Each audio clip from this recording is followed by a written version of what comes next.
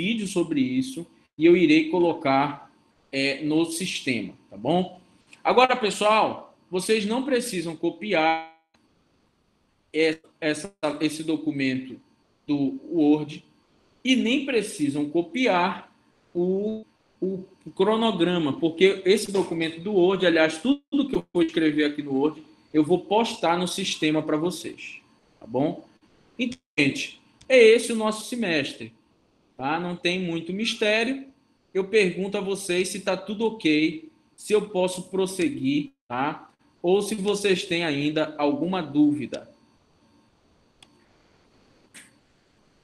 Tudo ok, prossiga. Mais alguém?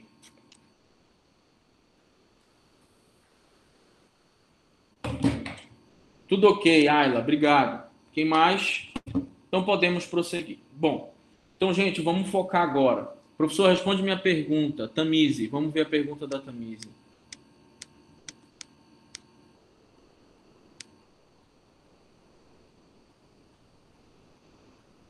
Deixa eu ver aqui, Tamise. Tamise, o senhor irá fazer orientação para nós como... Perfeito. Sim, Tamise. Irei postar no YouTube meu curso sobre pôster. Todos vocês irão ter acesso ao link. Tá? Terá atividade com Kahoot valendo ponto extra no segundo bimestre? É uma questão da gente analisar. O ponto extra não é uma forma de estimular, pode ser que tenha. Mas por enquanto está fechado. 5 pontos a prova do Kahoot e 5 pontos. Então a apresentação pode ser postada no YouTube só com áudio? Sim, pode ser postado só com áudio, mas vocês têm que fazer esse áudio com uma boa dicção, porque o YouTube é o melhor mecanismo que tem para fazer legenda do que você está falando. Então, realmente, só façam com uma boa dicção, porque o YouTube vai fazer. É em grupo, gente. Seminário. Gente, outra boa pergunta da Sâmia. O seminário é em grupo. O pôster é em dupla. O pôster é em dupla. Olha só o que eu coloquei. O pôster de vocês. Alunos deverão, em dupla, elaborar um pôster sobre o tema abordado ao longo do semestre. O professor irá mostrar alguns modelos da jornada jurídica ou seja, eu vou apresentar nesse meu curso sobre pôster alguns modelos que eu orientei na jornada jurídica, mais de 30 pôsteres, e vou também falar sobre como vocês devem fazer, tá?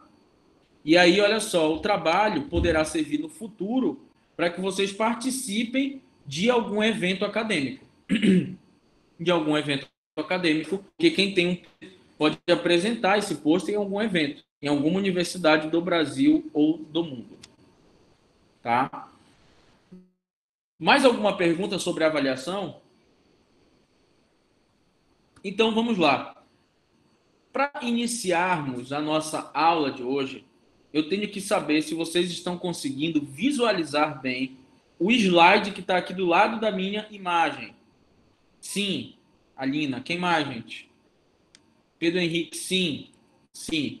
Perfeito. Obrigado, gente. Então, olha só. Não, Matheus e Jordana não estão conseguindo ver. Matheus e Jordana não estão conseguindo ver o slide. Quem não está conseguindo ver o slide, a minha dica é que saia e entre de novo. E, em última hipótese, se ainda assim não estiver conseguindo ver, eu mandei no sistema. Então, vocês podem pegar no celular ou em outro computador, baixar e acompanhar a aula, tá bom? É o mesmo slide que eu postei no sistema para vocês. Tá ótimo? Então, vamos lá, gente. Agora eu vou precisar do auxílio da colaboração de vocês. Por quê?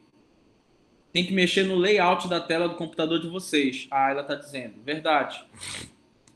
Então, olha só. Eu vou precisar da colaboração de vocês para entender perfeitamente até onde nós estudamos o assunto. Então, o que eu vou fazer? Eu vou fazer um breve resumo de tudo que nós já estudamos de normas fundamentais. Tá? Vou fazer um breve resumo. e bem rapidamente eu vou avançando. E quando eu chegar na norma fundamental que vocês não estudaram, vocês me avisem, porque a partir daí nós vamos ter a aula sobre esse tema, tá bom? Então vamos aqui, ó.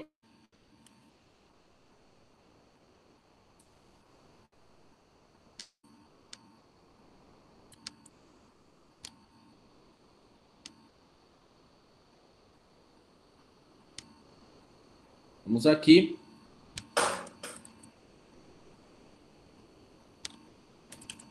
Nós estudamos o princípio da dignidade da pessoa humana, que representa no processo a ideia de que o juiz,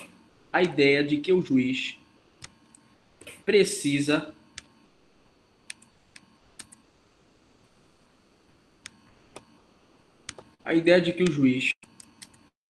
precisa resguardar ou promover bens essenciais para a vida digna.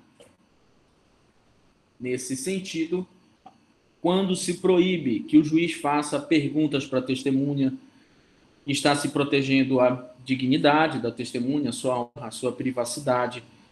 Quando proíbe que o juiz faça perguntas vexatórias para a testemunha.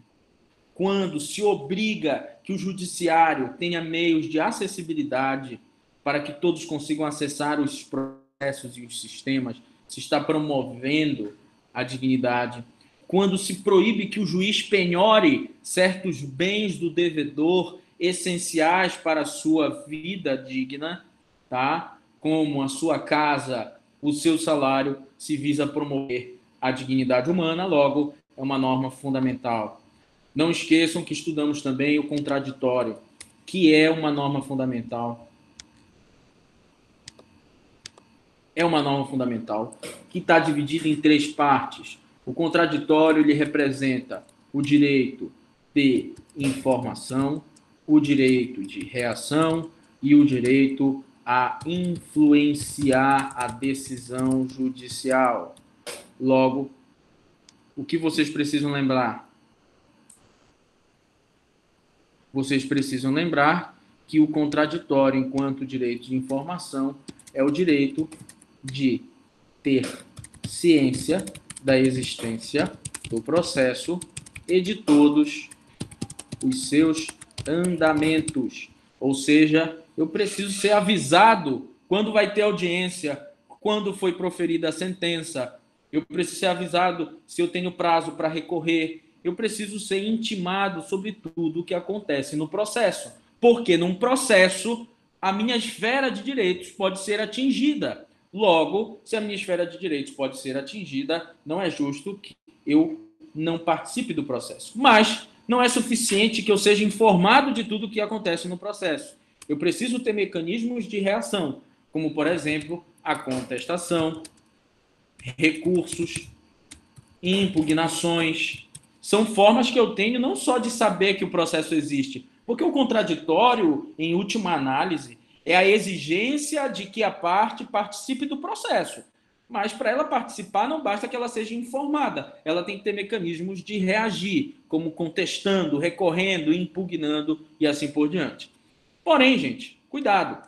O que eu disse na linha A e B, tá? A mais B é o que se chama de contraditório formal. Por que contraditório formal? Porque exige apenas que eu seja informado e que eu tenha mecanismo de contestar e recorrer. Ou seja, não é suficiente para saber se de fato a pessoa está participando ativamente do processo. Ela pode estar participando só de maneira vazia e formal. Por quê? Se o juiz for um juiz descompromissado, ele pode fazer muito bem o seguinte: ele te intima de tudo, ele permite que você conteste, que você recorra, mas ele nem analisa o que você está falando, as suas provas, ele decide como ele quer. Logo, isso seria apenas uma maneira de garantir uma certa formalidade. E aí não é suficiente, nós precisamos ter o quê? A ideia de que o contraditório exige que eu participe ativamente do processo, o que envolve que o juiz é obrigado a analisar todos os meus argumentos. Estudamos também o princípio da publicidade, que visa garantir uma maior transparência ao judiciário perante a sociedade civil, determinando que todos os processos sejam públicos, todos os processos sejam públicos e todos os atos do processo sejam publicados.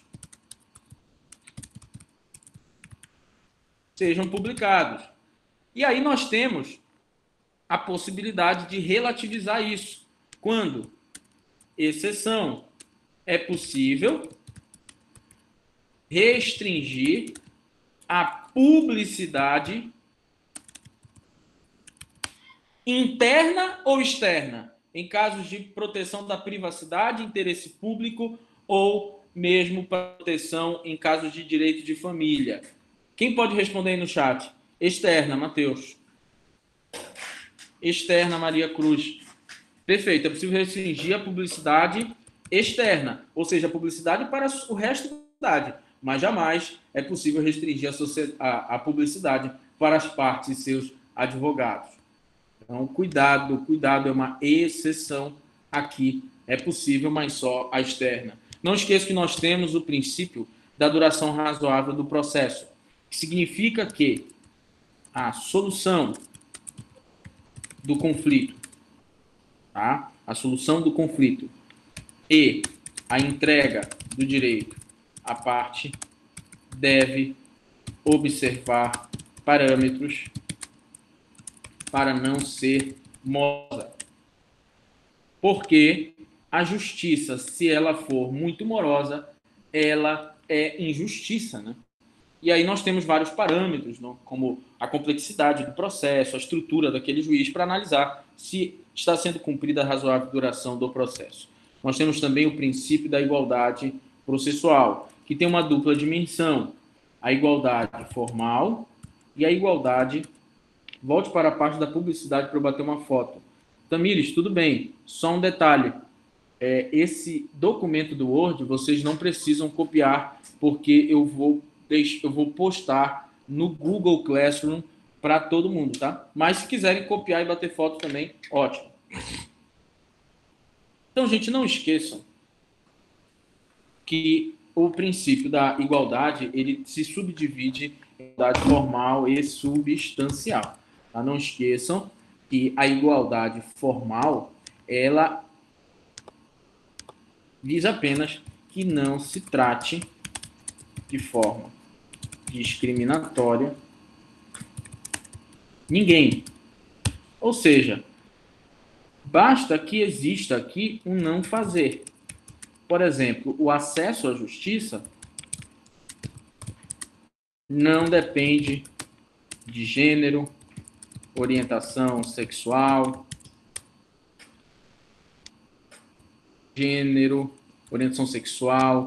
condição social, todos, né, têm acesso à justiça. E também no bojo do processo, todas as partes são intimadas e têm as mesmas oportunidades de apresentar testemunhas, de pedir provas periciais, de apresentar recursos, todos são iguais. Porém, em algumas situações, para que a igualdade seja efetivada, eu preciso o quê, gente? Eu preciso, para a igualdade ser efetivada, preciso tratar de forma desigual. Deixa eu fazer uma pergunta para vocês. É justo uma pessoa que tem transtorno de déficit de atenção ter o mesmo tempo de prova de vocês? Não. Não. Perfeito. E não é justo porque as pessoas que não têm transtorno de déficit de atenção, elas fazem a prova em 3 horas. E a pessoa que tem transtorno de déficit de atenção, o que equivale a 3 horas, para ela tem que ser o quê? 5 horas. Para ela estar no mesmo nível de avaliação. Segunda pergunta que eu faço a vocês. É justo, no ambiente de trabalho, se o peso máximo para o homem carregar é 50 quilos, é justo que o peso máximo para a mulher carregar também seja 50 quilos? Sim ou não, gente? Não. Olha, a Puti... Ah, a Tamires é a Puti, que eu só chamo ela de Puti. Juliana Porto, não. Perfeito. Gente, deixa eu falar uma coisa para vocês. Ó, a Tamires está rindo. Olha só, deixa eu falar uma coisa para vocês.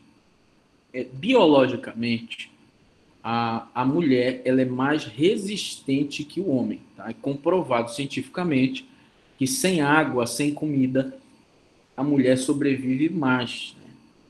Em contrapartida, por conta da testosterona, o homem tem mais fibra muscular e mais força.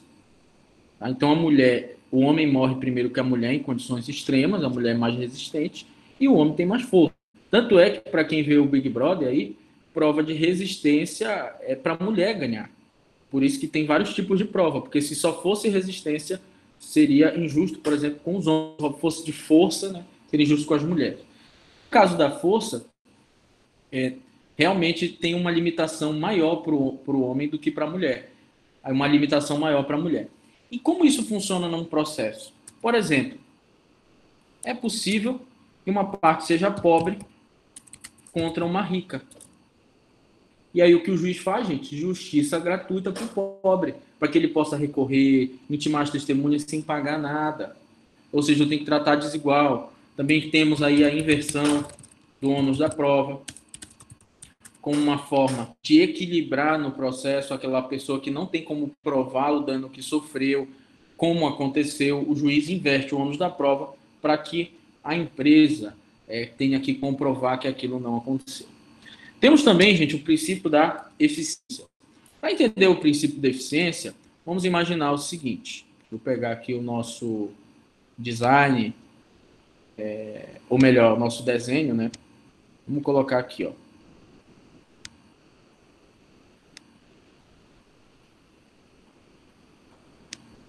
Imaginem que nesse primeiro pontinho aqui, ó, é a cidade de Paragominas.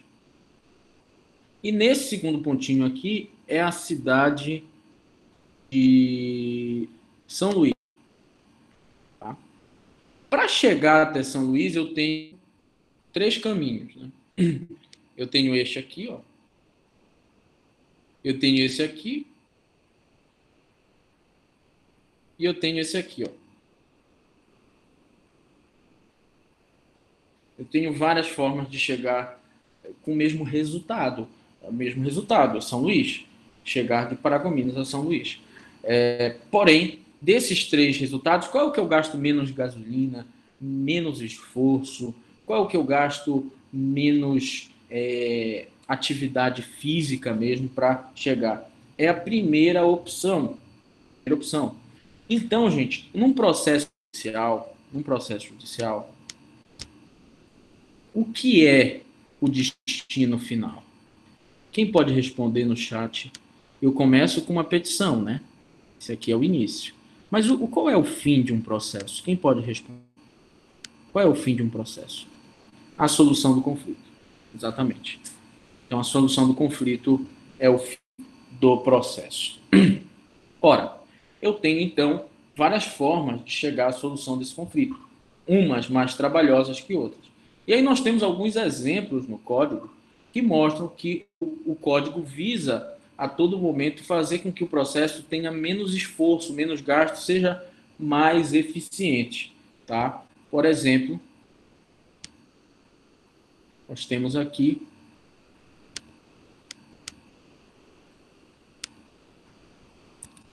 a prova emprestada. Ou seja, já foram ouvidas 10 testemunhas lá da Boate Kiss, do Ninho do Urubu, talvez a sentença para resolver o litígio. Sim, a sentença para resolver o litígio.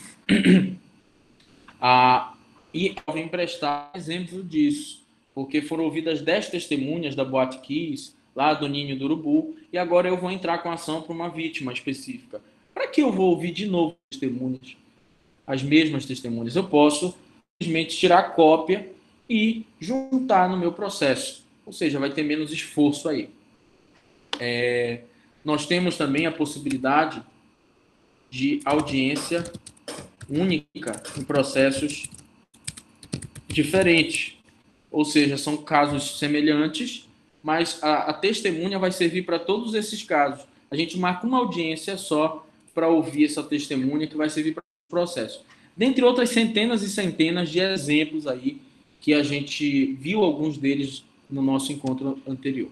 Então, gente, o que é eficiência? Eficiência é alcançar o fim do processo com o menor esforço possível. Menor esforço e gasto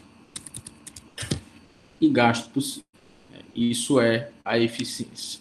A boa-fé processual é a vedação de comportamento contraditório com um litigante.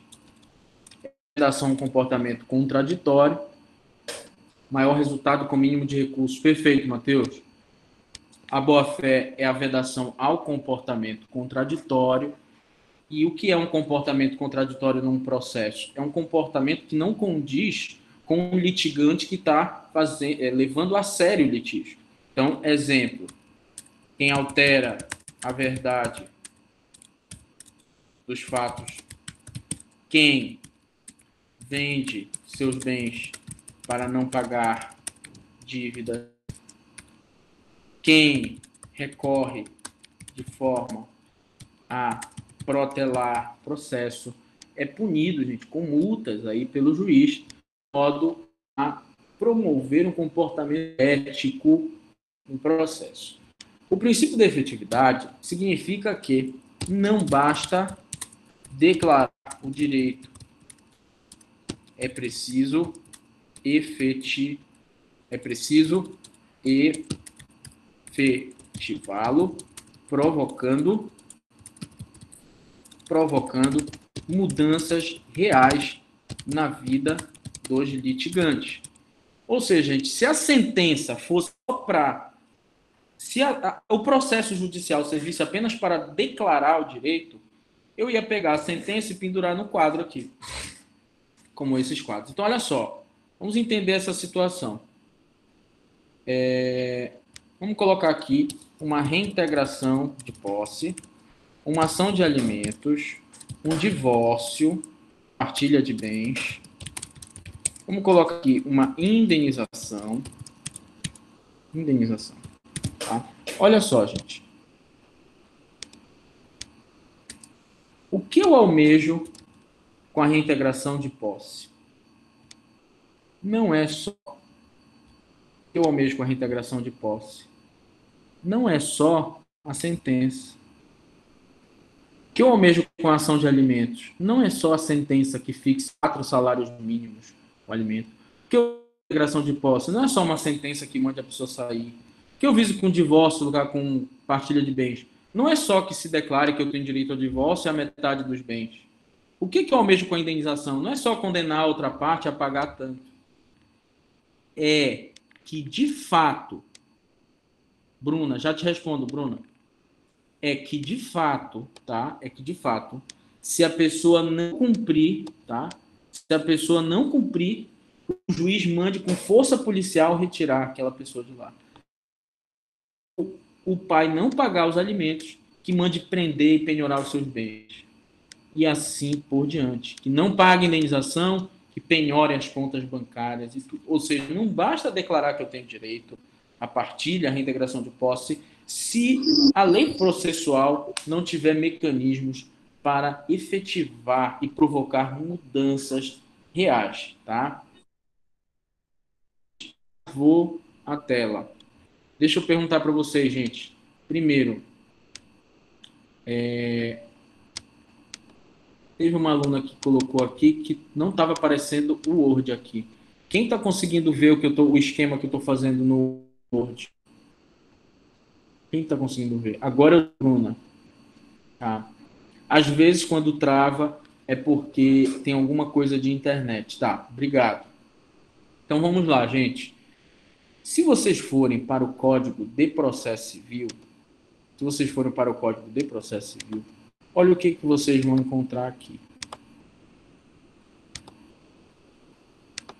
Tá? Esse artigo é um exemplo de efetividade, de que o código está comprometido com a efetividade. Não cumprida a obrigação de entregar a coisa, no caso aí uma reintegração de posse, no prazo estabelecido, será expedido mandado de busca e apreensão. Busca e apreensão é quando eu tenho a obrigação de entregar uma coisa móvel, como um carro, por exemplo. Vai buscar e apreender com força policial. Ou emissão na posse, se for um bem imóvel. E tudo isso, gente, com auxílio de força policial. Ó. Força policial. Ó. O juiz vai dirigir o processo e ele pode, olha só, ele pode a todo momento exercer o poder de polícia, requisitando força policial. Então, gente, se você não devolver o carro para o banco, o juiz vai mandar com a polícia e o oficial de justiça retirar a força. Você não quer sair do imóvel, o juiz vai mandar a força você sair com auxílio da polícia. E se você não quiser pagar sua dívida, não tem problema. Olha aí o que o juiz vai fazer se você não pagar sua dívida. Vai penhorar os seus bens, todo o seu dinheiro, veículos, imóveis, móveis, os seus animais, né? Gado semoventes, navios e aeronaves. O que são esses artigos? São exemplos de efetividade. São exemplos que mostram que a lei processual está comprometida com a efetividade. Agora, seguindo aqui, gente, nós temos os nossos últimos princípios ou normas fundamentais. E aqui, a partir de agora, cuidado, porque essas normas fundamentais que eu vou falar agora, professor, qual o artigo? 835, tá? Esse último artigo que eu mencionei, é o 835. Prosseguindo aqui, gente.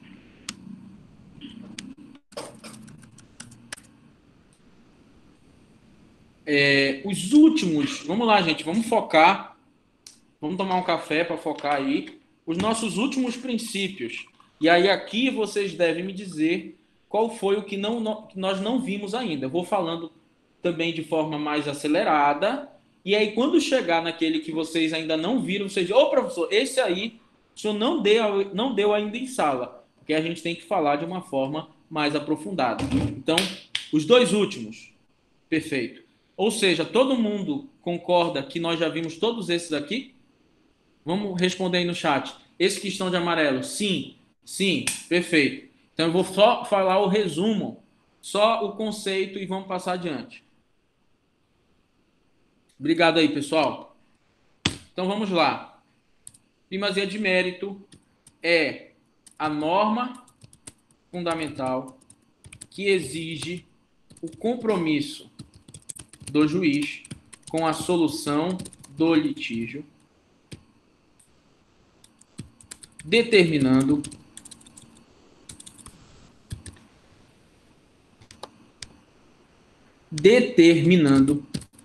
que sejam sanados eventuais vícios formais, tá? Eventuais vícios formais. Então, se eu colocar lá na prova de vocês que o juiz manda a parte pagar as custas que esqueceu de pagar, que o juiz manda a parte colocar o endereço do réu, imagine se o processo judicial tivesse essa faceta de negar tutela jurisdicional porque a pessoa esqueceu de pagar um centavo, porque a pessoa esqueceu um CPF do réu. Seria um escárnio, seria um absurdo. E a primazia de mérito tem vários artigos na nossa lei que mostram que o juiz e os desembargadores são comprometidos nisso. O autorregramento da vontade é o respeito. É o respeito ao exercício da liberdade das partes em traçar seus caminhos. Um exemplo aqui, gente, é o acordo, né? O acordo, de acordo com o artigo 487, vocês sabem, ele extingue o processo, ele extingue o conflito e o juiz não precisa julgar. Mas um outro exemplo também é o negócio jurídico processual, que é a possibilidade de partes capazes modificarem regras do processo que estão na lei. Tá? Nós temos a possibilidade de negócios típicos, né? São aqueles que têm previsão expressa, e os atípicos, quando as partes inventam e mudam as regras do processo. Não pode essa regra processual alterada ser abusiva, como, por exemplo, dizer que uma pessoa pode levar testemunhas, a outra não. Uma pode recorrer e a outra não. Tá? E nem pode ser em contratos em que uma das partes estejam vulneráveis.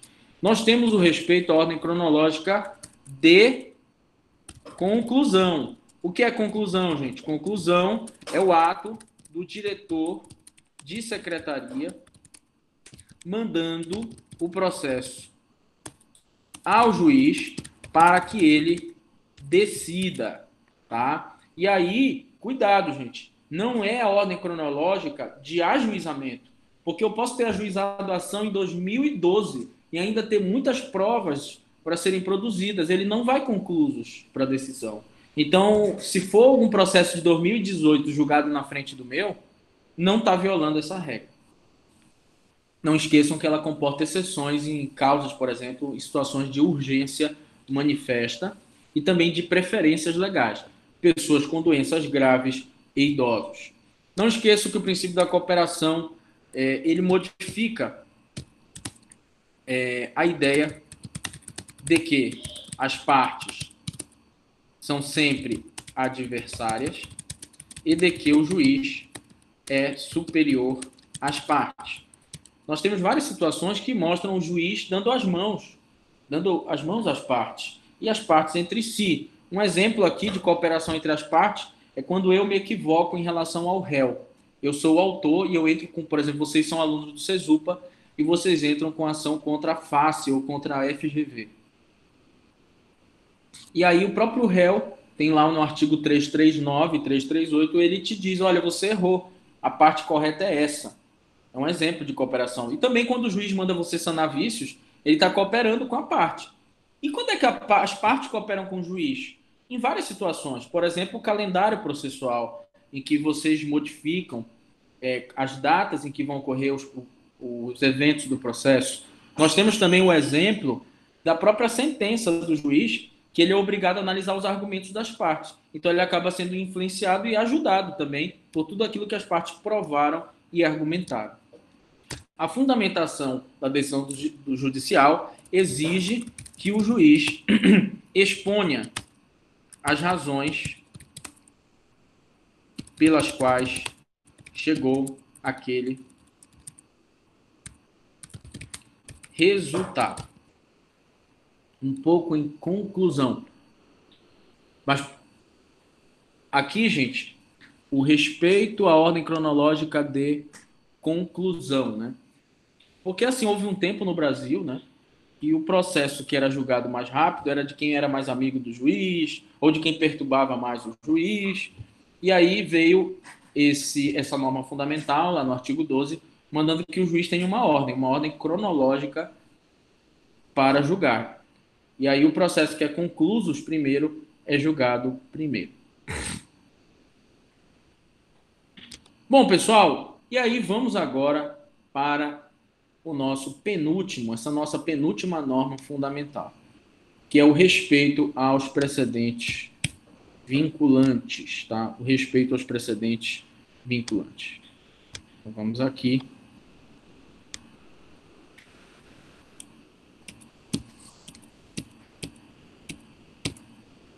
Então, vamos lá, gente. Para entender o respeito aos precedentes vinculantes, é preciso, em primeiro lugar, saber o que é um precedente. Tá? Um precedente, pessoal, é qualquer decisão judicial que julgou um caso e que pode servir de base para julgar um outro caso. Tá? Um outro caso. Então, eu trouxe aqui alguns exemplos de precedentes que servem de base para julgar outros casos. Tá? Olha só. Recurso extraordinário 898-450. Um rapaz foi impedido de fazer o concurso público porque ele tinha tatuagem. Era um concurso para a polícia militar. E ele foi vitorioso neste processo, aonde, neste processo, foi reconhecido que a proibição de um candidato para fazer um concurso público só porque ele tem uma tatuagem viola a nossa legislação, que repudia qualquer forma de discriminação, partindo do pressuposto de que quem usa tatuagem é uma pessoa que não tem compromisso com a vida, é uma pessoa que, quando na verdade a tatuagem pode até ser arte e não influencia em nada os talentos de ninguém, tá? Nem a cor do seu cabelo, nem nada disso. E aí, gente, se hoje eu, Alexandre Bona, tenho uma tatuagem até o pescoço aqui, uma tatuagem até o pescoço, vou fazer um concurso para ser professor da USP. E aí a USP diz assim: tatuagem até o pescoço, aqui não vai fazer esse concurso. Aqui não vai fazer esse concurso. Se eu ajuizar uma ação, o juiz que for julgar o meu processo, para me dar o direito de fazer aquele concurso, ele pode se utilizar como base este outro caso que precedeu o precedente, como base para o raciocínio que ele vai solucionar o meu litígio? Sim ou não, gente? Sim. Perfeito. Perfeito. Então, gente, o precedente é uma decisão judicial qualquer que julgou um conflito semelhante com este que você vai julgar agora e pode servir de base, de diretriz para que você solucione aquele conflito. Só que, muito cuidado aqui, tá? Muito cuidado aqui. Por quê? Nós temos dois tipos. Boa pergunta, Ayla. Nós temos aqui, gente, olha só, exatamente isso que eu vou falar agora. Olha só, Ayla, nós temos dois tipos de precedentes.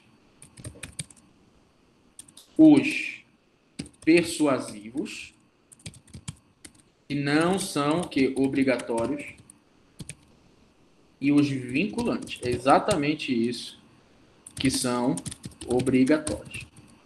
Então, é exatamente isso que eu vou falar agora. Olha só, gente. Nós temos os precedentes no Brasil que são persuasivos. Os persuasivos, eles são o quê? Argumentativos. Eles não são obrigatórios.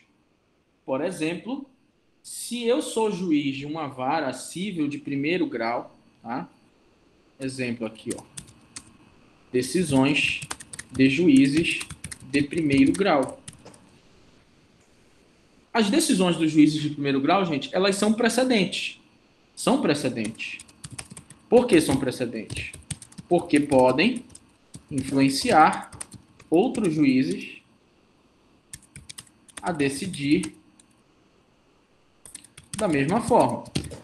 Mas não são vinculantes, tá? Não são vinculantes. Então, se você vai lá, por exemplo, na vara da pastora Leal, ela é uma juíza do trabalho que diz o seguinte, que excesso de hora extra configura dano moral. Que não adianta só pagar a hora extra. Tem que pagar dano moral. Mas se você abre a outra porta e vai no juiz, por exemplo, o Jorge Henô, que eu já conversei com os dois sobre esse assunto. O Jorge Henô diz assim que não gera dano moral, basta pagar a hora extra. O Jorge Henô não se vincula à decisão da pastora e nem a pastora se vincula à decisão do Jorge Henô, porque essas decisões de juízes de primeiro grau, elas não são vinculantes.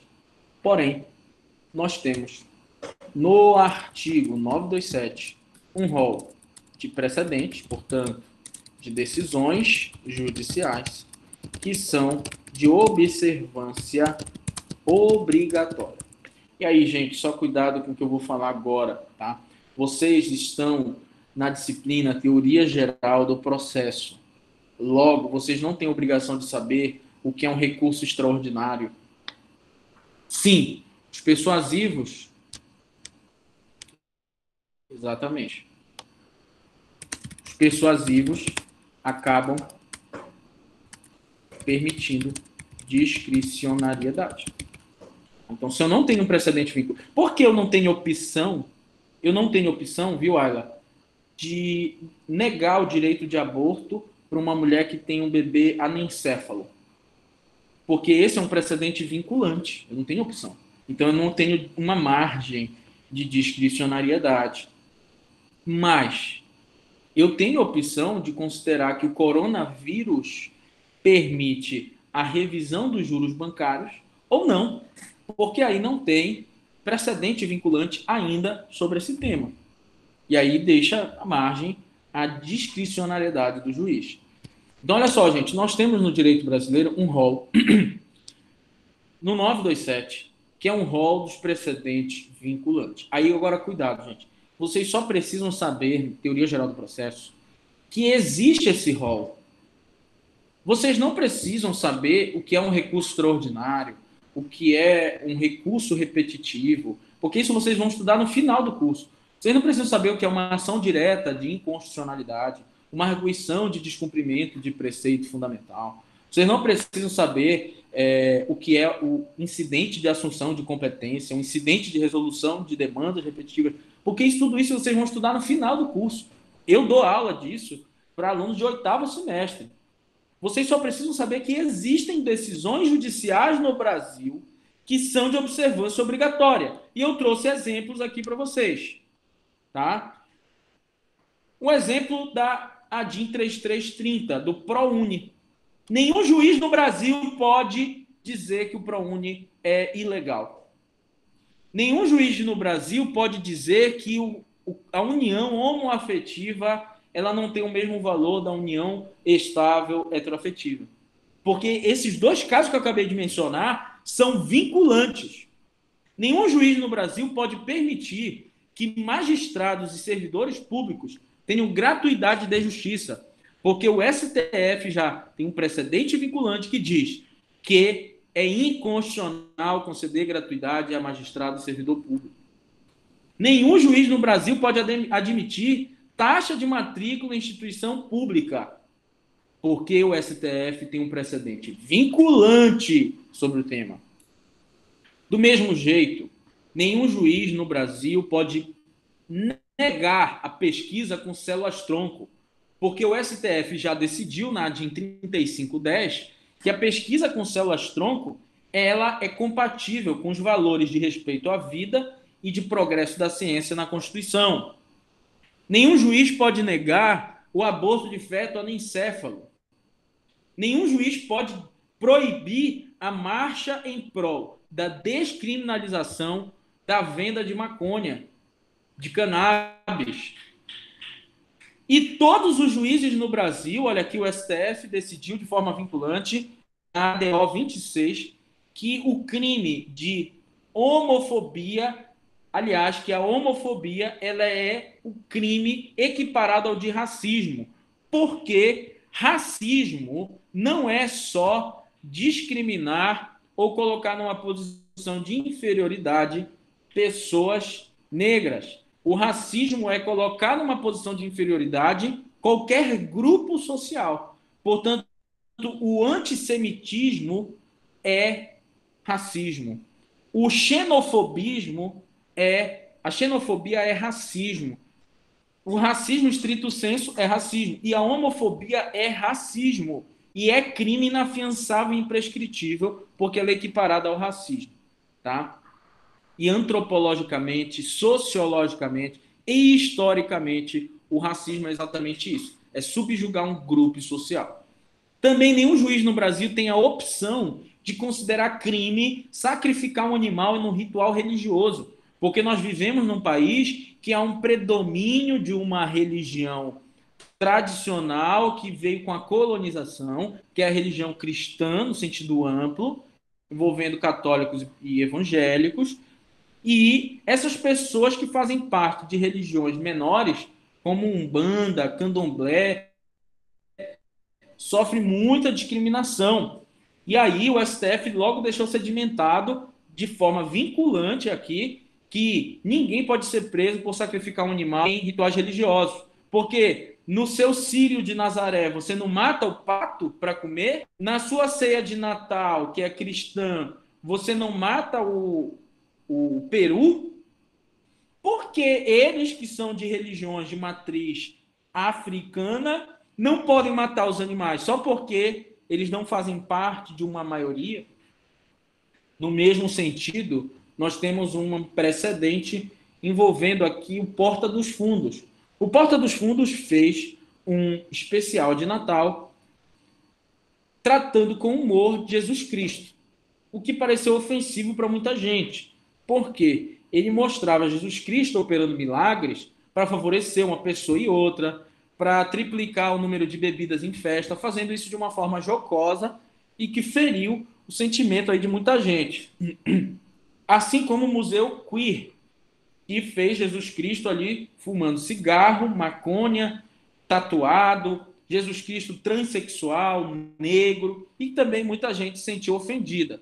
Mas o que o STF decidiu? O STF decidiu que prevalece a liberdade artística e de expressão em detrimento disso. Também nenhum juiz no Brasil pode dizer que a vaquejada, né, ela é lícita, que o STF deliberou que ela é inconstitucional. Nós temos outros exemplos de precedentes vinculantes.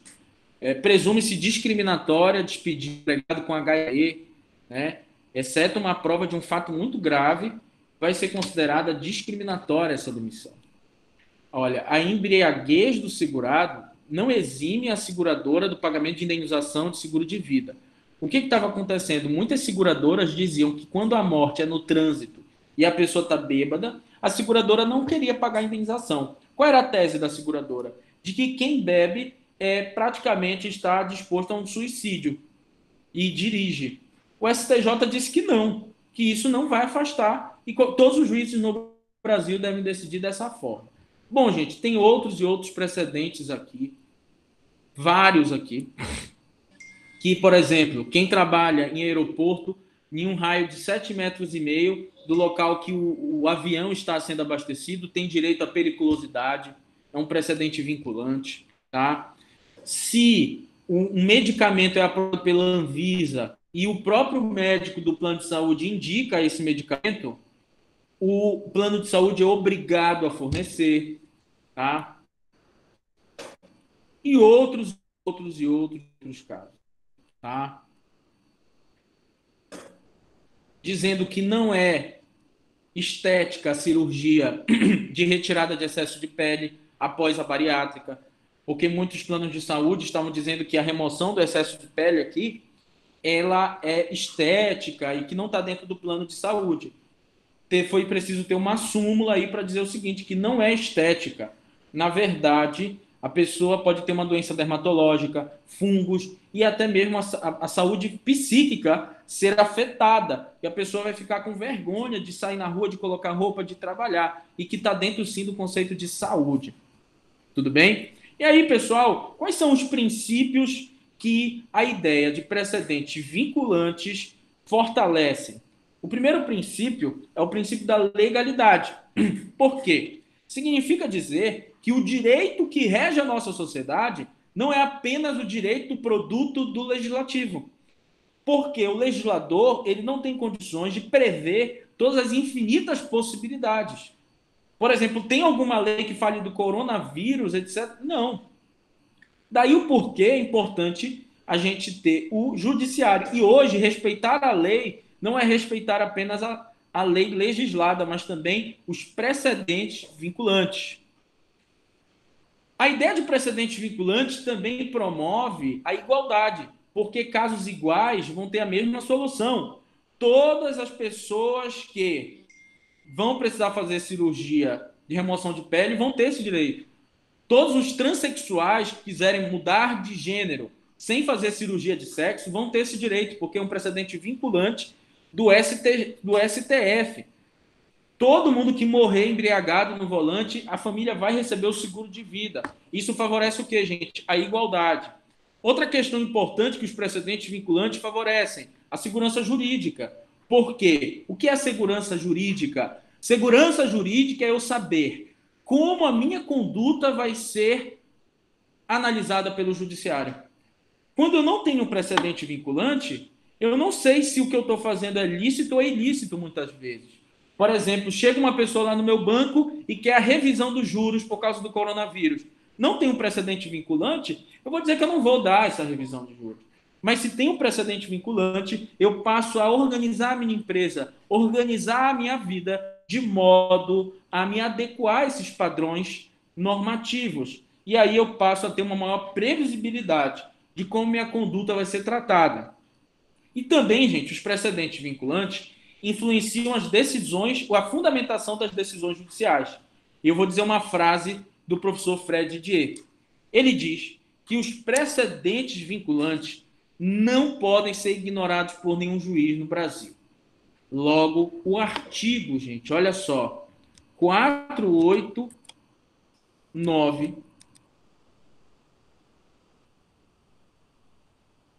diz assim: não se considera fundamentada qualquer decisão que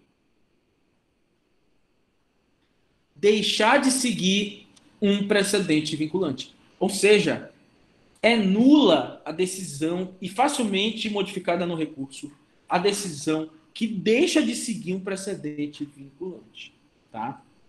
E aí, pessoal, surge a seguinte questão.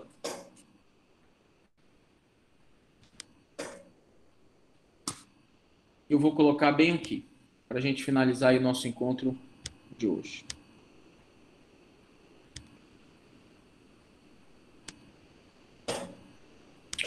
Surge a seguinte questão.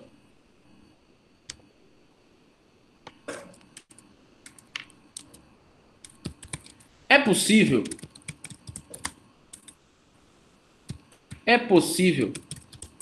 não aplicar um precedente vinculante? Tá aqui, estamos na letra B. A letra B, ela traz a ideia de que existem decisões no Brasil, especialmente do STF, do STJ, de alguns outros tribunais também, que são vinculantes, são de observância obrigatória para todos os juízes e tribunais. Tá travando a tela, gente? Tá bugando. Tá, vamos fazer o seguinte, peraí.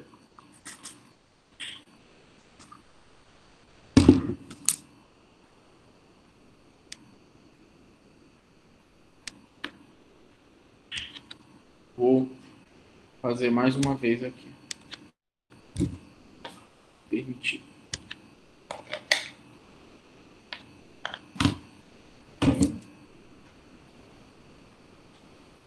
Agora me digam se está melhor. Vou todo esse arquivo eu vou postar no Classroom. Ficou melhor, gente? Sim ou não? Alguém responde? Sim. Sim, tá ótimo. Perfeito. Então vamos lá, gente. É possível não aplicar um precedente vinculante? A resposta... Cuidado, gente, com a prova de vocês. A resposta é sim. Em duas hipóteses. Hipótese número 1. Em casos de distinção.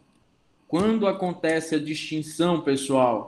Distinção ocorre sempre que os fatos que subsidiaram o precedente vinculante são diversos dos fatos do caso em análise.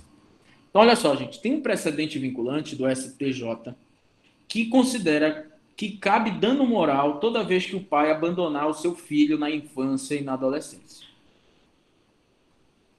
Mas quais foram os fatos que geraram esse precedente? Um pai que nunca foi na escola com o filho, nunca foi em médico, um pai que nunca foi nos aniversários e nunca exerceu o direito de visitação.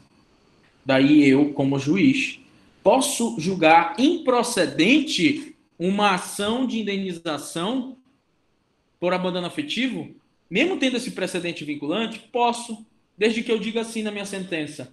No caso, em análise, o pai apenas deixou de pagar 2 meses de pensão, mas sempre esteve presente na vida da criança e do adolescente. Ou seja, não vou aplicar o precedente porque o caso é distinto. O caso é distinto. Onde está autorizado isso na nossa lei? No mesmo artigo aqui, ó. Sem demonstrar a existência de distinção. Ou seja, deixar de seguir um precedente vinculante é ilegal, desde que eu não demonstre a distinção. Mas se eu demonstrar a distinção, eu não sou obrigado a aplicar o precedente. Quer ver um exemplo? Um transexual, ele tem o direito de mudar de gênero do masculino para o feminino, do feminino para o masculino, sem fazer a cirurgia de alteração de sexo? Tem, mas olha lá. O que disse o STF? Com base em qual caso? O caso de uma advogada do Rio Grande do Sul que nasceu homem, com 17, 18 anos, começou a se relacionar perante a sociedade como uma mulher, se sente uma mulher e se relaciona perante a sociedade como uma mulher. Logo, seria uma violência exigir que ele tivesse que retirar o órgão sexual dele para se provar que é uma mulher. Não, porque prevalece o gênero social em detrimento do gênero biológico.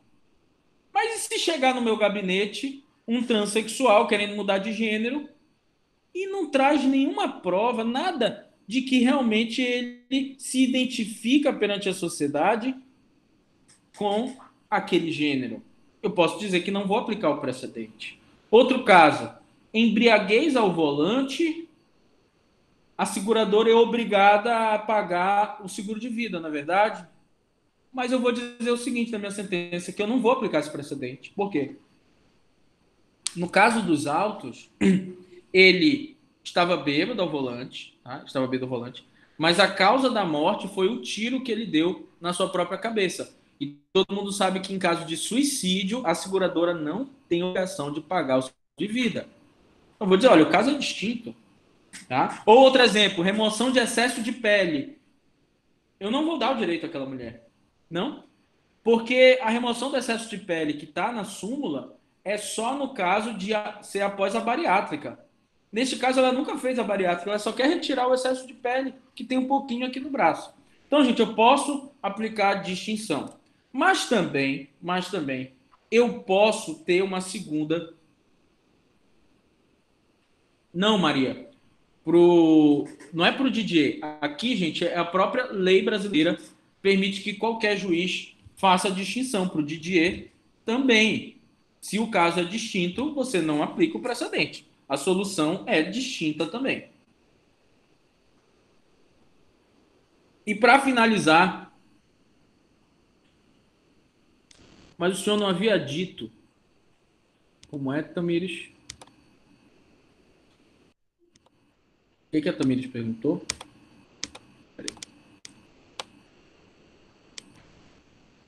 Peraí, rapidinho. Eu não estou conseguindo ver o teu questionamento, Tamires. Tu manda de novo para mim. Então, no caso da embriaguez, eu não vou aplicar o precedente.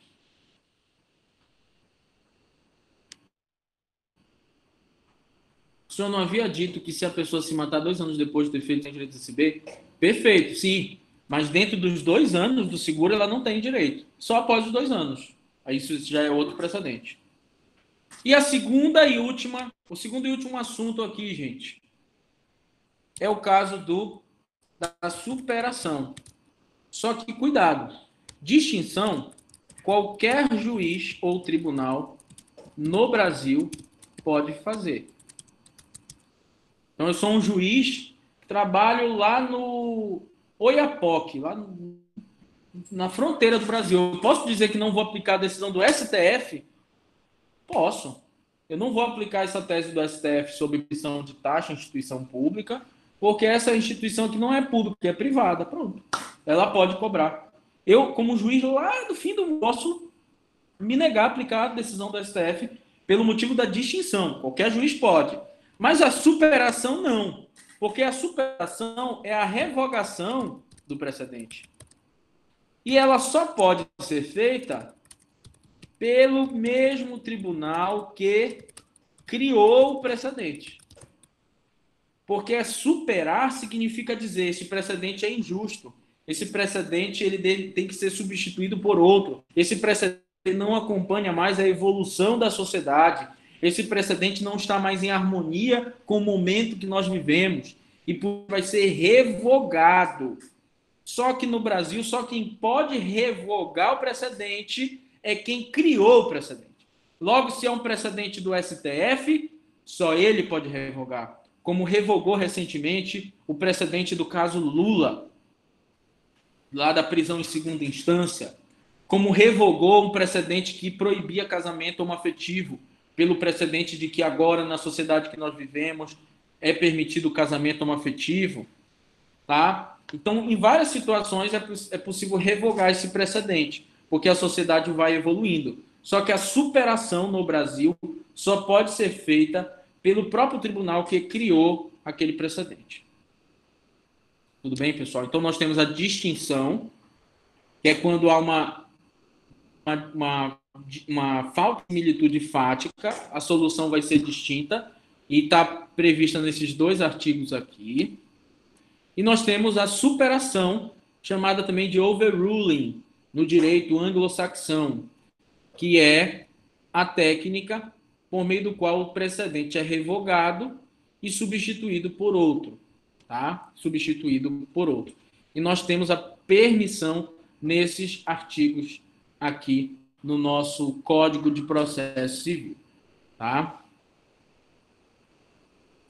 Tudo bem, gente? Então, a gente finaliza por hoje, a gente até passou um pouco do tempo, tá?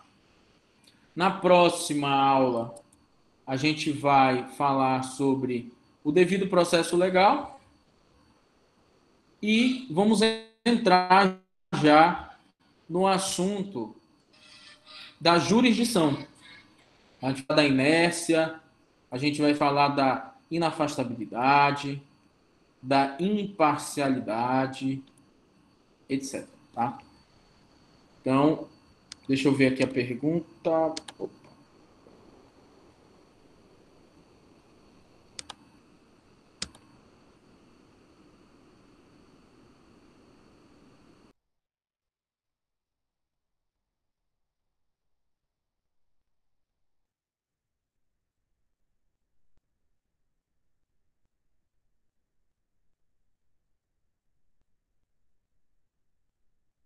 Contraditório como direito de influência, chamado de contraditório substancial. Tá? Pessoal, agradeço muito a presença de vocês, tá? Essa aula foi gravada, eu vou colocar no YouTube e vou disponibilizar para todos, tá? E mais alguma colocação, gente? Posso liberar vocês para o intervalo?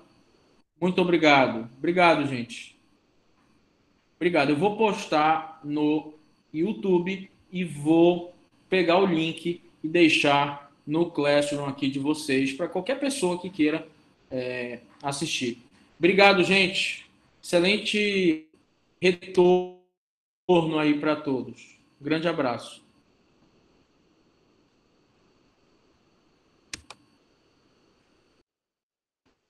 Vou postar agora as anotações. Vou postar agora todas as anotações. O slide já foi postado.